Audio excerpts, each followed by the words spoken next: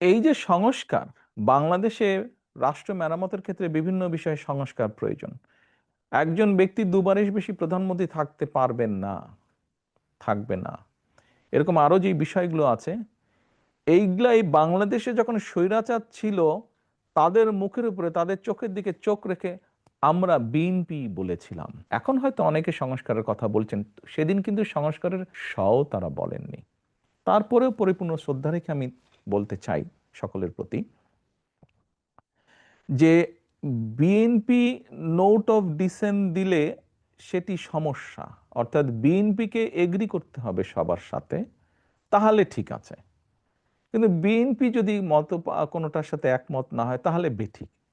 এটি তো গণতন্ত্র হলো না। আমাকে অন্যের সাথে একমত হতে হবে, তাহলে গণতন্ত্র। আমি যদি অন্যের সাথে দ্বিমত করি তাহলে গণতন্ত্র না। এটি কেমন গণতন্ত্র? কারণ গণতন্ত্রের মানেই তো হচ্ছে বিভিন্ন মতামত থাকবে, আমরা অনেক ব্যাপারেই একমত হব হয়তো, সকল ব্যাপারে একমত হব না, কিছু ব্যাপারে হয়তো দ্বিমত থাকতেই পারে। এটাই তো গণতন্ত্র, এটাই তো এসেন্স অফ গণতন্ত্র। আমরা তো কোনো হাইড অ্যান্ড সিক করছি না। আমি যেটা মনে করছি যে ভাই, আমি মনে করছি যেটা আমার দৃষ্টিতে ঠিক না, আমি বলছি ঠিক না।